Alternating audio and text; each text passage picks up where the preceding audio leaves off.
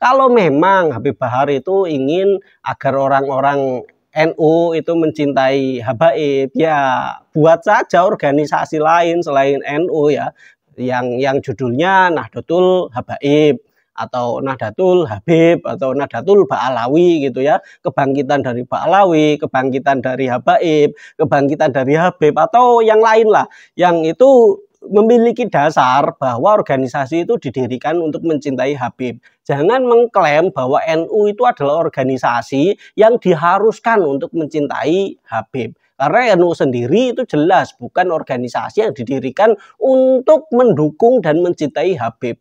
NU didirikan untuk mendukung orang-orang yang memiliki ilmu pengetahuan. NU didirikan untuk mendukung ilmu pengetahuan yang diturunkan oleh Allah Subhanahu wa Ta'ala kepada Rasulullah untuk membangun dunia ini, untuk membangun manusia, untuk membangun peradaban. Itu yang didukung oleh NU, bukan sosok seperti Habib.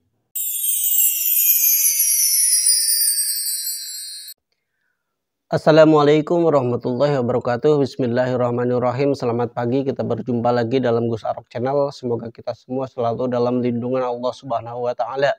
Dalam sebuah video, Habib Bahar mengatakan bahwa orang-orang Ahlus Sunnah wal Jamaah, orang-orang Nahdlatul Ulama atau orang NU itu adalah orang-orang pembohong jika seandainya orang-orang Ahlus Sunnah ataupun orang-orang NU, orang-orang yang membenci habaib. Apakah benar orang-orang NU, orang-orang Ahlus Sunnah wal Jamaah itu harus dididik untuk mencintai habaib? Ini menjadi sebuah polemik tersendiri bagi orang-orang Islam, karena di era yang sekarang kita lihat bagaimana pergunjingan tentang nasab habaib ini antara sah atau tidak sah, ini masih menjadi perbincangan yang hangat. Ini perlu kita luruskan. Sebelum kita bahas, mari kita simak videonya terlebih dahulu. Ada orang mengaku Ahlus Sunnah wal Jamaah, mazhab Syafi'i, akidah Asy'ari, Maturidi, tapi benci kepada habaib. Pendusta itu orang, saudara-saudara. Banyak saya perhatikan orang-orang sekarang ngaku NU, saya NU. NU benci habaib, bukan NU itu, saudara-saudara. Betul. NU dan habaib tidak akan pernah bisa dipisahkan. Betul. Jadi sekali lagi, kalau ada orang ngaku NU, ngaku saya Ahlus Sunnah wal Jamaah, mazhab Syafi'i, akidah Asy'ari, Maturidi, tapi benci kepada habaib, palsu, bohong, pendusta, pembohong gitu, saudara-saudara. Oke, demikian ya video dari pendapat Habib Bahar bin Smith yang mengatakan bahwa orang NU yang membenci habaib adalah pendusta, pembohong yang tidak bisa dipercaya. Mengapa Habib Bahar ini mengatakan hal-hal yang seperti ini yang sebenarnya itu tidak ada landasannya di dalam Nahdlatul Ulama ataupun Ahlus Sunnah wal Jamaah? Ada beberapa poin yang ingin saya sampaikan dalam pembahasan kali ini. Yang pertama adalah pendapat Habib Bahar, orang Muslim Ahlus Sunnah wal Jamaah, orang NU yang membenci habaib adalah pembohong ataupun pendusta, itu tidak bisa dibenarkan. Tidak ada dalam konun asasi Nahdlatul Ulama ataupun pondasi Ahlus Sunnah wal Jamaah yang mengatakan harus mencintai atau tidak boleh membenci kaum habaib. Kita tahu bahwa konun asasi Nahdlatul Ulama itu memiliki beberapa landasan, dan di situ tidak terdapat kata-kata yang mengatakan bahwa NU harus menghormati kaum habaib Ba'alawi. Yang ada di situ adalah orang-orang NU dalam bermadhab fikih menganut empat madhab, kemudian dalam akidah itu mengikuti akidahnya Imam Asy'ari dan Imam Maturidi, kemudian dalam bertasawuf itu mengikuti di Imam Junaid al-Baghdadi dan juga Imam Ghazali ya. Dari semua tokoh-tokoh ini yang diikuti oleh orang-orang NU tidak ada yang Ba'alawi, tidak ada yang Habib Ba'alawi. Artinya bahwa NU tidak mengharuskan warganya untuk mencintai habaib. Kemudian poin yang kedua, apa yang menjadi seseorang mencintai, menghormati, dan mengikuti seseorang? Dan apa yang menjadikan seseorang membenci, meninggalkan, dan ingkar kepada seseorang? Ini seharusnya menjadi introspeksi diri bagi Habib Bahar, bagi Habib-Habib Ba'alawi. Mengapa perdebatan tentang Habib ini menjadi panas dan kemudian juga memunculkan orang-orang yang pro dan kontra terhadap polemik ini. Ada yang pro terhadap Habib, kemudian ada juga yang kontra terhadap Habaib, yang menuntut agar kaum Habib ini bisa menunjukkan dokumen-dokumen sejarah, dokumen-dokumen historis yang menyatakan bahwa Habaib ini memang benar-benar tersambung kepada Rasulullah, atau menuntut agar bisa tes DNA. Ini mengapa hal ini bisa terjadi? Orang bisa menghormati, orang bisa mencintai, orang bisa mengikuti seseorang. Ini kan ada alasannya. Tidak serta-merta orang itu mencintai, tidak serta-merta orang itu mengikuti, tidak serta-merta orang itu menghormati. Kalau memang ingin dicintai, ingin dihormati, kemudian ingin diikuti oleh masyarakat, ya harus memiliki alasan, harus memiliki landasan yang menyebabkan masyarakat itu memang harus mencintai terhadap seseorang. Biasanya masyarakat itu kan mencintai kepada orang yang memang luar biasa secara akhlak. Ilmu pengetahuannya luar biasa, pengabdian kepada masyarakatnya luar biasa, pengorbanan untuk kemaslahatan umumnya luar biasa. Itu biasanya masyarakat itu secara otomatis akan mencintai.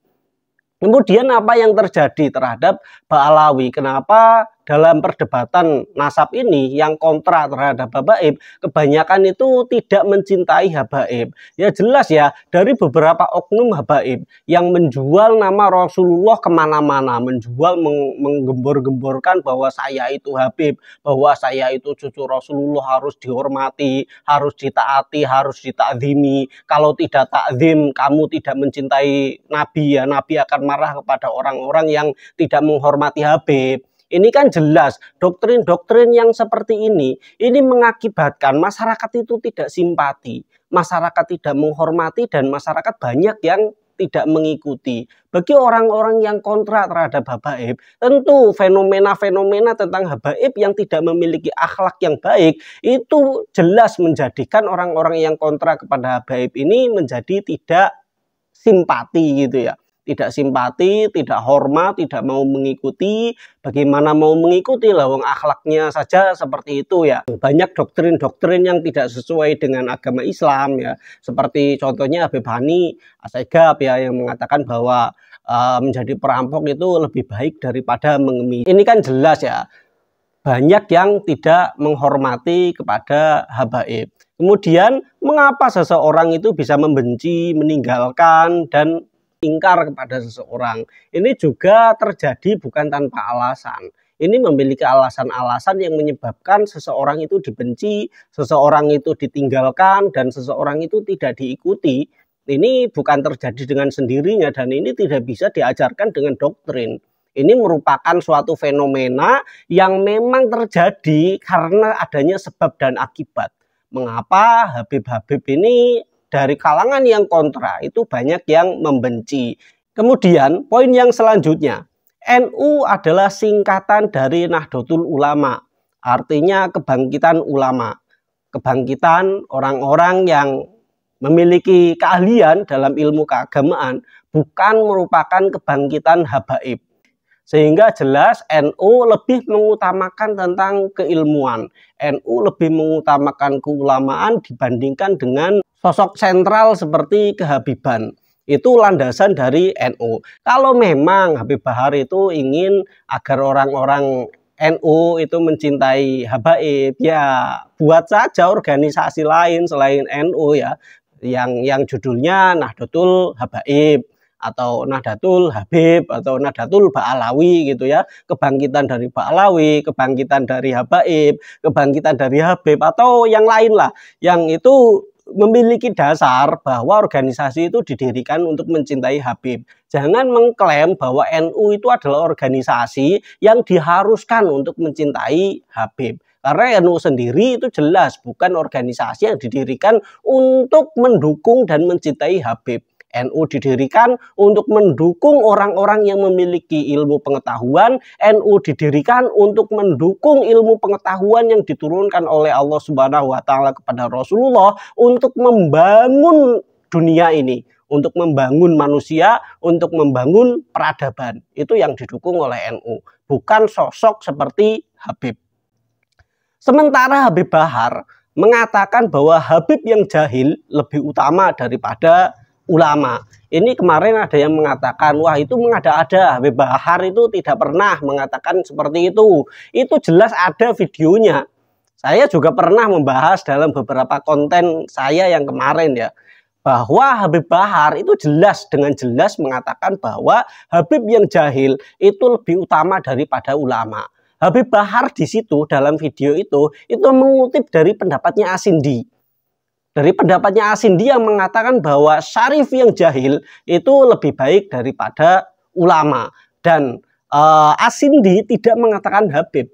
Asindi mengatakan syarif, artinya orang yang memang secara garis keturunan itu tersambung kepada Sayyidina Hasan atau Sayyidina Husain, dan itu sudah terverifikasi. Dan bagaimana dengan Habib? Habib kan ini masih menjadi persoalan. Kalau memang ingin diakui sebagai golongan Sayyid atau golongan syarif, ya tinggal dibuktikan saja. Itu kan simpel. Tinggal dibuktikan apakah benar Ba'alawi ini termasuk golongan Sayyid atau syarif atau bukan. Tunjukkan dokumen-dokumen sejarahnya, kemudian kalau perlu tes DNA, apakah benar DNA saya itu nyambung kepada Rasulullah atau tidak. Itu kan simpel sebenarnya ya, kalau memang ingin dimasukkan ke dalam golongan Sayyid atau syarif. Yang menjadi persoalan kan di sini, Habib Bahar dan juga Habib-Habib yang lain itu banyak sekali yang enggan untuk menelusuri tes DNA, tidak mau tes DNA, kemudian untuk membuktikan karya tulis ilmiah pun tidak mampu gitu ya, atau mungkin ya saya husnudonnya belum, semoga saja ada lah ya. Kalau memang terbukti Ba'alawi itu termasuk dzurriyyahnya Rasulullah, terbukti Ba'alawi itu adalah keturunan Rasulullah, ya tentu saja Kiai Imad sendiri mengatakan, Kiai Imad akan taslim, Kiai Imad juga akan menghormati kaum Ba'alawi. Kalau memang kaum Ba'alawi itu secara data, secara tes DNA itu terverifikasi sebagai keturunannya Rasulullah, gitu ya. Itu dari pendapatnya Asindi. Dan kalau kita membaca dari pendapatnya Asindi ini juga kita perlu memposisikan dengan posisi yang benar, jangan kemudian langsung dipukul rata. Karena konteks ini berhubungan antara seseorang yang itu keturunan Rasulullah dengan seseorang yang itu ahli ilmu. Kalau keturunannya Rasulullah ini kan membawa nasab, kemudian ahli ilmu ini juga membawa ilmu-ilmunya Rasulullah. Bagaimana memposisikan kedua ini? Ini harus fair gitu ya. Kalau memang Asindi itu mengatakan bahwa wajib ataupun harus menghormati Sayyid atau syarif yang jahil dibandingkan ulama, itu hanya sebatas pada posisi dia sebagai Sayyid atau posisi dia sebagai syarif, tidak mengacu kepada keilmuannya. Kalau kita berbicara tentang ilmu, tentang petuah, tentang jalan hidup, tentang ajaran, ya tentu saja yang harus kita ikuti bukan Habib yang jahil atau bukan syarif yang jahil, bukan keturunannya Rasulullah yang jahil. Yang harus kita ikuti petuahnya, yang harus kita ikuti ajarannya, yang harus kita ikuti pendapat-pendapatnya. Yang harus kita ikuti itu adalah ulama, orang-orang yang memiliki ilmu. Itu kan seperti itu. Kalau memang kita ingin maju, umat Islam itu ingin maju, kita itu ingin menjadi umat yang diharapkan oleh Rasulullah, tentu yang harus kita ikuti adalah ilmu yang ditinggalkan oleh Rasulullah Shallallahu Alaihi Wasallam. Dari saya cukup sekian, wallahul muwaffiq ila aqwamit thoriq. Wassalamualaikum warahmatullahi wabarakatuh.